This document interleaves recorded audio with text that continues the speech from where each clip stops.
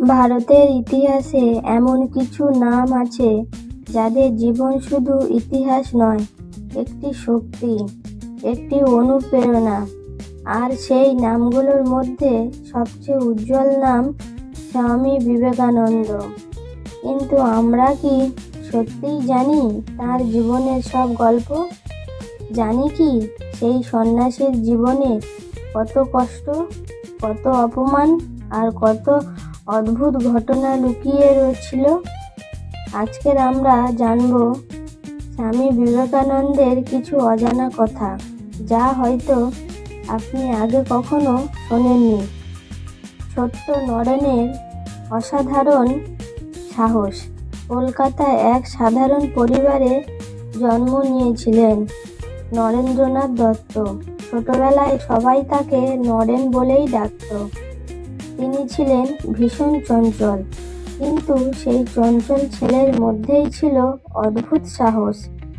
একদিন বন্ধুরা শুনল একটি গাছে নাকি ভূত থাকে। সবাই ভয়ে দূরে দাঁড়িয়ে রইল, কিন্তু ছোট্ট নরেন সোজা গাছে উঠে পড়লেন। তিনি বলেছিলেন, যদি সত্যি ভূত থাকতো তাহলে এতক্ষণে আমাকে মেরে ফেলতো।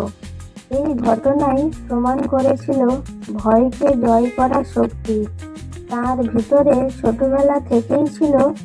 ঈশ্বরকে খুঁজতে ঘুরে বেড়ানো এক যুবক। যুবক বয়সে নরেনের মনে একটাই প্রশ্ন ছিল, আপনি কি ঈশ্বরকে দেখেছেন? তিনি এই প্রশ্ন নিয়ে বহু সাধু সন্ন্যাসীর কাছে গিয়েছিলেন, কিন্তু কারোর উত্তরে তিনি সন্তুষ্ট হননি।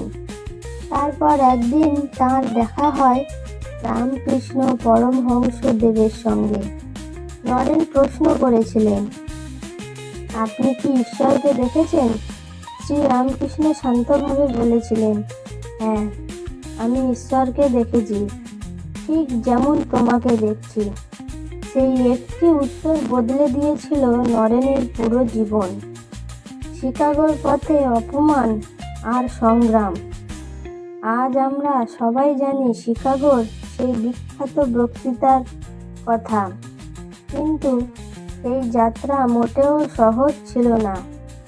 বিদেশে যাওয়ার মতো পর্যাপ্ত টাকা তাঁর কাছে ছিল না। অনেক মানুষের সাহায্যে তিনি যাত্রা শুরু করেন।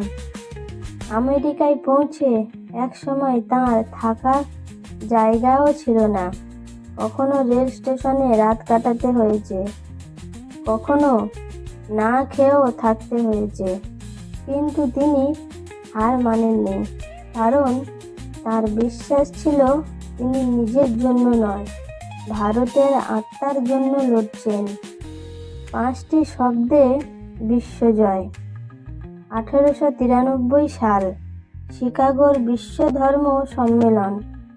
সেখানে দাঁড়িয়ে এক ভারতীয় সন্ন্যাসী বললেন, sisters and brothers of America. এই কয়েকটি শব্দ শুনেই পুরো সভা দাঁড়িয়ে পড়ে। চারিদিক কেঁপে ওঠে হাততালিতে, কারণ সেই কণ্ঠে ছিল ভালোবাসা, ছিল মানবতার ডাক। সেই দিন পৃথিবী প্রথমবার বুঝেছিল ভারত শুধু একটি দেশ নয়, একটি আধ্যাত্মিক শক্তি, অসাধারণ স্মৃতিশক্তি। স্বামী বিবেকানন্দের স্মৃতিশক্তি ছিল অবিশ্বাস্য। শোনা যায় তিনি একটি বড় বই খুব দ্রুত পড়ে ফেলতেন, তারপর প্রায় শব্দে শব্দে বলে দিতে পারতেন। বন্ধুরা অবাক হয়ে জিজ্ঞেস করত, এটা কিভাবে সম্ভব? তিনি বলতেন, মনকে একাগ্র করতে শিখো, মনই সবচেয়ে বড় শক্তি। যুবকদের জন্য তার আগুন ঝরা বার্তা। স্বামীজি বিশ্বাস করতেন দুর্বলতা হলো মানুষের সবচেয়ে বড় শত্রু। তিনি চাইতেন যুব সমাজ শক্তিশালী হোক, শুধু শরীরে নয়, মনেও। তাই তিনি বলেছিলেন, ওঠো, জাগো, এবং লক্ষ্য না পাওয়া পর্যন্ত থেমো না। আজও এই বাণী লক্ষ লক্ষ তরুণকে নতুন করে বাঁচার শক্তি দেয়। মাত্র ৩৯ বছরে শেষ হয়ে গেল এক যুগ। খুব অল্প বয়সেই পৃথিবী ছেড়ে চলে যান স্বামী বিবেকানন্দ, মাত্র ৩৯ বছর বয়সে। কিন্তু তিনি যে আগুন জ্বালিয়ে গিয়েছিলেন তা আজও নিভে যায়নি। আজও তার কথা মানুষকে সাহস দেয়, অন্ধকারের মধ্যে আলো দেখায়। তিনি শুধু একজন সন্ন্যাসী ছিলেন না, তিনি ছিলেন এক জাগরণ।